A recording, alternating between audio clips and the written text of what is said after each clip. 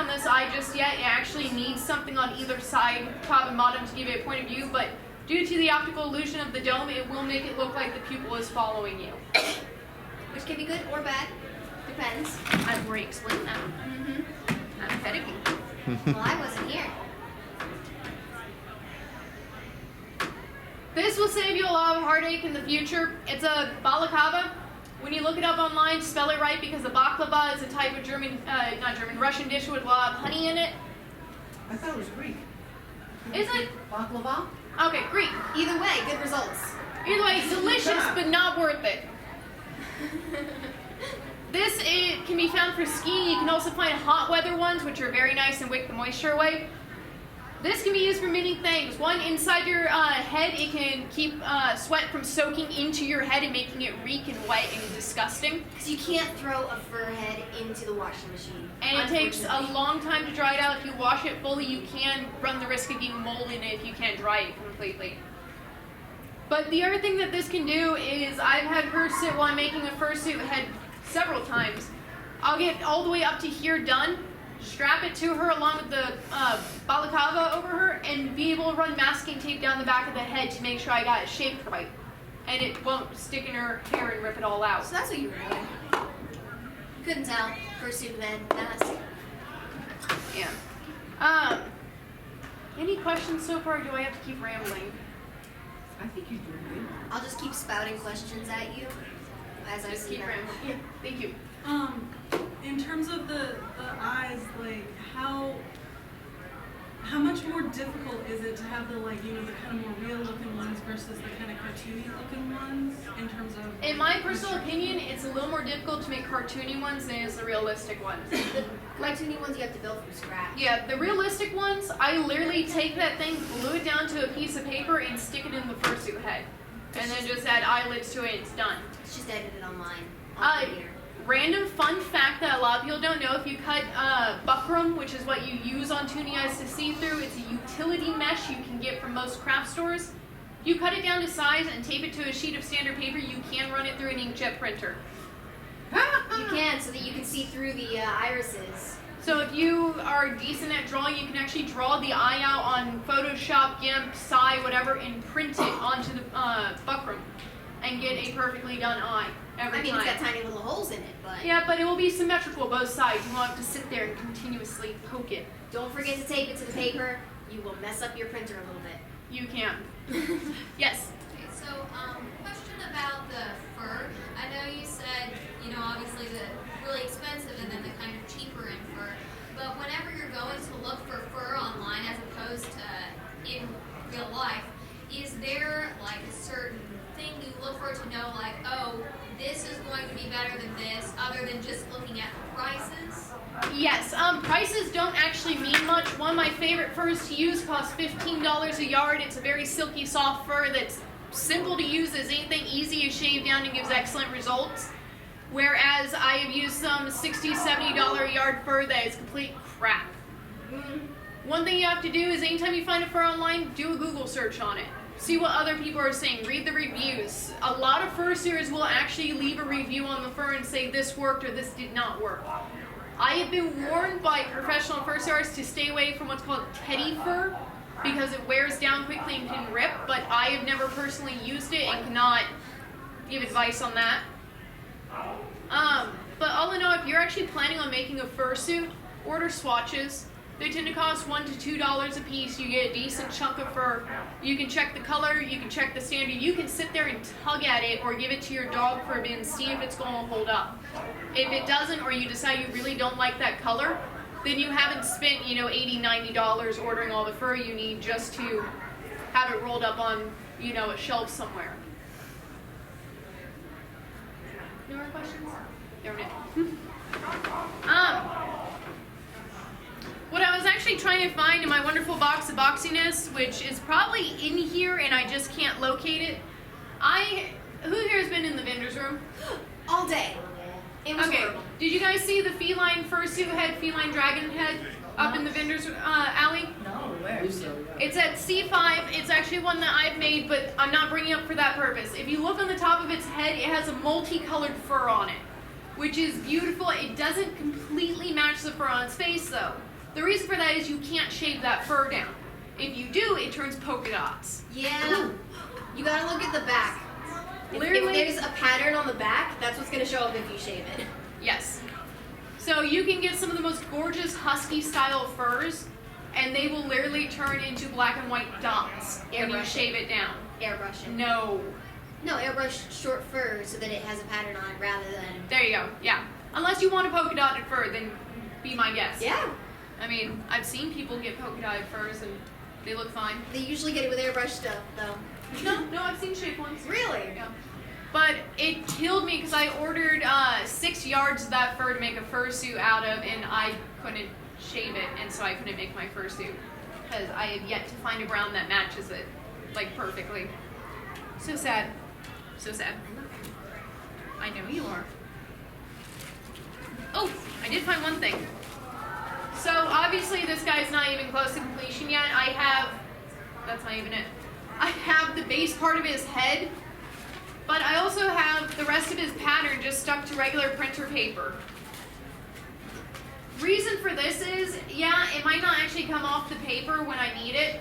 I can cut the paper out and pin it right down to the fur and go with that. I never recommend cutting exactly on the lines because you do need a little bit of seam allowance if you're going to stitch it, which it's a pain in the butt. It is annoying. It takes forever. You're going to stab yourself about 1,000 times. Hand sew the fur. It tends to give you a nice, crisp, realistic looking edge rather than having lines where hot glue is seeping out. Do you mean for the entire suit or just the face? Just the base. What you should do if you're making a full suit is tack the fur together with a few quick stitches, and then if you have access to it, run it through a sewing machine twice. That will take you about 3 hours to do because it is a pain in the butt. But giving it a double seam will ensure that if something happens and you fall and you hear a pop, you're not going to have a hole in the suit because the second seam will keep it shut until you can get it repaired. If you make. What? I heard an I.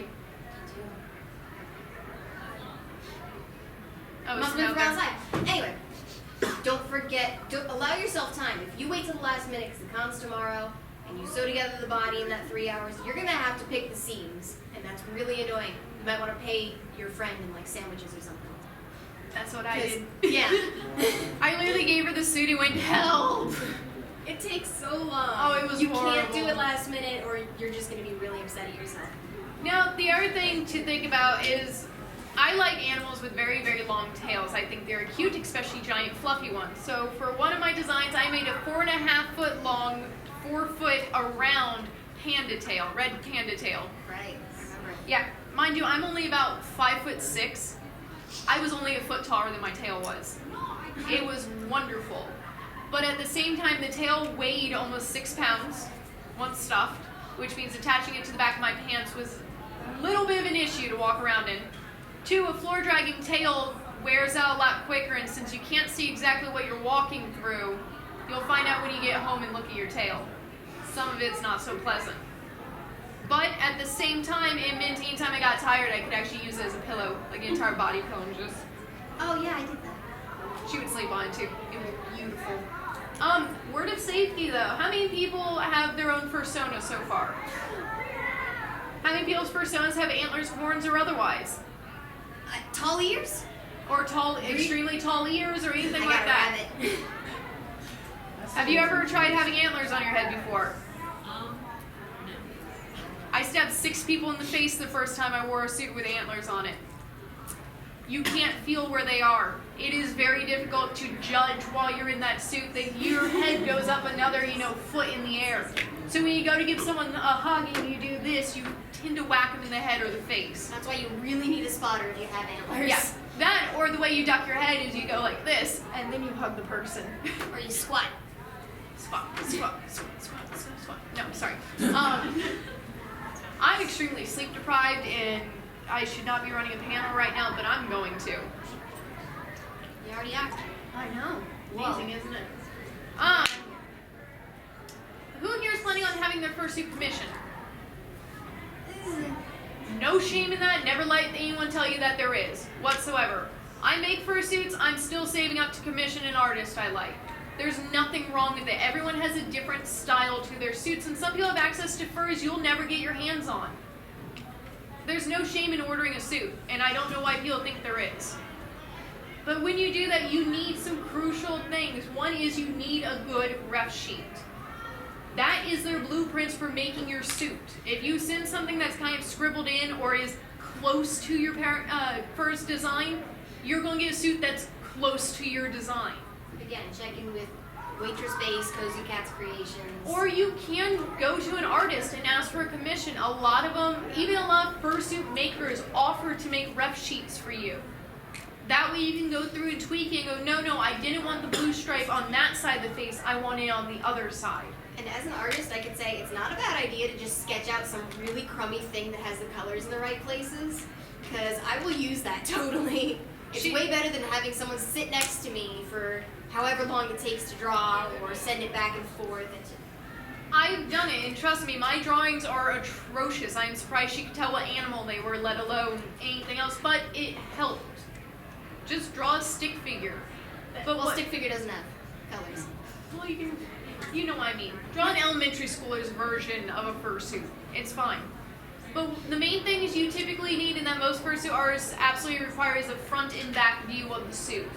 Some actually require a side view also, and especially if you have an intricate pattern, you need that side view to make sure it matches up. Because there's a lot that goes on here that you don't see from the front and back. I do not recommend having tattoos on fursuits since they are very difficult to actually get in fur and sometimes don't come out so well. That would be airbrushing, right? Unless they're really thick. Yeah. Who here knows Parlay Productions? Yeah. Did we I see have the Jack. red and white lion running around last year? Yeah! Jeffrey! Jeffrey the lion. I don't know what the lion's actual name was, but I know the suitor was Jeffrey. They had the Scorpio symbol on the back, like the actual scorpion. Hand-stitched in fur. But the maker had to actually do is not only hand-stitch in, they then had to go back with a good electric razor and carefully trim the fur around the design so that it actually lined up and kept its shape instead of being a blur. That is a pain in the butt and very easy to mess up. Not to say you shouldn't do it, but plan on redoing it a couple times. You might be pleasantly surprised. It's a lot easier to do patterns than weird. Another question about the fur. Now, I know that the fur isn't really the same as a wig, but how important would you say that it is to have heat-resistant fur? Because I know when you comb out or brush out a wig, it does tend to fray and you'll have to take a heat tool to fix it. Do you have to do that with fur as well? Depends on how long it is. Exactly. This fur, I have been able to throw through a washing machine and hang up and then just, literally I would go to the store and get one of those like bristle brushes and just go through and brush the entire thing out. You can even get a cat de-shedding brush and brush it out. It's like how you have to style your hair a lot less when it's shorter. I'm sure that you understand. It doesn't necessarily matter. It doesn't fray, I would say, right? Most of it won't Sometimes they fray. wear it down, but it's usually the back. Yeah, be gentle when you're brushing it. You don't want to just like rip through a knot because you may actually rip a hole in the suit. Otherwise though, you don't really need to be heat resistant unless you're actually doing long fur, and at that point NFT's fur is heat resistant. So Is that it? Or is it all like that $60 a yard fur that's heat resistant? no, that melts. Yeah, I didn't think that there was too much heat resistant. NFT is really good though, but you could just use regular wefts from a wig to sew on hair, so that's probably more up your alley anyway. Yeah, if you want to style a headpiece, just literally go and get a wig, and there are so many tutorials online on how to cut and separate the wig out to be able to sew onto a fursuit and have it fit the fur's head. Do you know what kind of fur is on the top of your suit? No? Okay. That suit was made by Made For You, right? Which is an excellent company. I've seen a lot of great work come out of them before, and they're a good one to order from, obviously. Comfortable suit? Can I come look at your nose? Oh, yeah, come on up here. We want to see. I want to see what kind of nose you have. I like your nose a lot. You've got a fuzzy tongue. But that actually brings up, what kind of material is your nose? Is it plastic? Oh, no, it's a, Am I? Oh, that's cool. same with claws. Oh, Wow, That's really that's cool. a really good suitor. Mm. That brings up a lot of things. There are a lot of different pieces you can order, such as, do you want the tongue to be fabric, silicone, rubber? Do you want it to be plastic? Do I you have no not idea, want but I a think it tongue? should be good. I mean, some people don't. I highly recommend for tongues, especially if you're going to be using the suit a lot or for a long period of time, that you try to get something in the silicone family. Just because after breathing on it, sweating on it, and dumping food and water on it, silicone is antibacterial and hypoallergenic, which means it won't start growing funk in your mouth. Otherwise, try to get the tongue to be removable so you can chuck it in the washing machine. You can just Velcro it in. It's so cute. Not to mention it's kind of funny for a cat to steal your tongue just... Oh wow. That's my humor. No, don't do that anymore. I love that suit. See, he's got a fan on his neck, and Yep. he just like props his mouth open to get the air in. That's something else. If you put a fan in the fursuit, it is extremely tempting to turn the fan so that it's blowing air on your face. Do not do that. For several reasons. One, it doesn't actually cool you down. No. Two, it can make you extremely sick or put you into shock depending on how hot you are when you start that fan. It's a very small closed system. Yeah, trust me, it made me nauseous as heck to have cold air here and nowhere else. Instead, point the fan outward because it'll start taking the hot air and forcing it out of the suit, forcing cooler air to come into the suit. Keeps you cooled down a bit quicker. Yes? I also recommend body cooling. Yes. If you have the money for it. Yeah, Yes. they're pricey. If you have the money to get a cooling suit, please do, but do not follow the internet thing of, oh, you can just put an ice pack on your lower back. No. You can actually send yourself into severe shock and be hospitalized, which, fun fact, if you pass out in a fursuit and they call an ambulance, the medics don't care that it's a $3,000 suit. They're cutting it off of you with scissors, and they're not going to look for a zipper, they're not going to try to work it off. They're going to cut it off of you because your life is worth more than that suit. But that also means once you recover, you have no suit. Well, yeah, head, maybe. Maybe. It depends on the head. It depends. So do be careful. If you're feeling nauseous, if you're feeling dizzy, if you start getting tunnel vision, take the head off, sit down for a bit, and get some water. Also in a fursuit, unless your spotter is with you and knows what you are doing, never lay on the floor. Because walking by, since obviously you have no facial expression, people don't know if you're passed out or just laying there. And if you not be able to start doing it, they're just going to assume that you're laying down for a bit, which means the one person who does pass out and needs help won't get it. Or they're going to call an ambulance on everyone they see laying on the ground. That would be fun. I recommend partials for beginners. Yes. Yes, partials are really good for beginners, and also, if you've never worn a fursuit before, plan on wearing it for 10-20 minutes at a time. The first suit I wore was a partial, and I thought, oh, it's just a partial suit. I mean, sure, my skin's not going to be showing. It's going to be like a jacket to here. Whatever, it's not as bad as a full suit. I'll be able to handle it. No. Oh my gosh. So hot. Couldn't take it. I'm glad that I started with a partial. And that had a fan in it. Yes, And it we did. had a camelback. We were staying hydrated. We had to switch that suit off every hour. Camelback's a great idea because Mind if you you- have a water bottle, you gotta like, We've seen him do it. Oh, It looks yeah? like you're eating the bottle. Yeah, exactly. Yeah. Watch how he has to drink this. Oh, Oh, that's great. And then you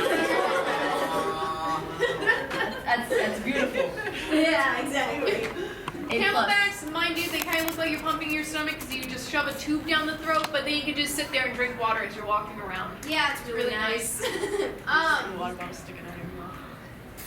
But there was something else I was going to say with that. With the cooling suit? No. Wearing partials. Oh, mind you, it may not sound like much. It may just sound like we're not from Florida and all that. I am military trained to go to Iraq in the heat in full uniform. I still could not wear a fursuit for more than an hour before I started passing out. Well, you've had heat stroke before. Still, to be climate adjusted to temperatures over 100 degrees in full ACUs, which are long sleeves over t-shirts, over pants, over boots, I still could not wear a fursuit for very long. Too long, didn't read. Stay hydrated. Take your suit off when you need to. Get one of those cooling vests if you can. Big safety thing. It is national federal law that you cannot wear a mask in public. most people are not just going to call the cops on you if you're walking around in fursuit. However, if someone requests that you take the head off, you have to do it. Most officers, however, if you let them know, hey, listen, I don't want to do it in front of the children, they'll walk with you to a place away from them so they can remove the head. They do it to check verification of your identity. To make sure that, one, you're not a pedophile just hanging around children in Ooh, clubs. I didn't think of that. But two, to also make sure that, for some reason, you're not going to rob a bank looking like that. That would be so great, though. Wouldn't it? Remember when Joanne got robbed by the crust? Drag queens. The Joanne craft stores we worked at got robbed by drag queens, like bad drag queens too, the ones with full beards and stuff. It was very amusing. Then they went to Red Lobster across the parking lot and got caught because they still had all the stuff. Yeah, full dresses, heels, everything, They were celebrating. makeup, beards. It was great. But anyways, just be careful and be mindful of where you are, who you're with, and what you're doing. And be prepared for the public to be idiots. A lot of people, I've had them yank on the tail of my suit or grab the snout of my suit, or here's the worst thing when you have horns, if they grab a hold of your horns. Oh yeah, that's scary. You can't move your head anymore. You're being controlled. And you don't know where their hands are, and people do it. Especially because they want to see inside of the suit. They'll try to see through the eyes, so they'll just grab you and pull you down to their level. It's another reason you have a spotter with you. Your spotter can walk over, kind of stop them from doing it, tell them back off, and protect you when you can't see. Because for some reason when you're dressed like that, people don't understand that no still means no, and don't touch me means leave me alone. A lot of suits are known for, like a lot of suitors, I guess should say, are known for giving big hugs, you know, fluffy, big old. So a lot of people just assume that you're fine with being touched and manipulated. No. Always Especially. ask before you do. Yes, Absolutely, and for try the to love of avoid God. the torso because you don't know where somebody is underneath that. Don't just go up to give someone a belly rub. You don't know if it's a male or female. You don't know if they're wearing a drop crotch suit or not. You don't know what you're touching. You don't know. Don't touch them. Try not to touch them. Ask if you can pet the top of their head. Or You kind of know hug. what's in there. Sometimes on women, I don't really want someone touching me here in a suit. Yeah. It's just my personal preference. Arms but are kind of okay. arms are kind of okay. But That's- partially you don't have arms. Sometimes you do. That's true. Also- if you have short sleeves. Also, I don't know why this is a temptation to people out there. I don't know if some people are just 24/7 drunk. If you see a quad suit, do not try climbing on it. A what? Quad suit. Quad suits have special stilts to where you're actually on all fours. So more it, like the it animal. looks like an actual, like a horse. People have actually run Like up in and the tried Dark jumping. Crystal. Yeah. Yeah. People will run up and try jumping on the back of them because they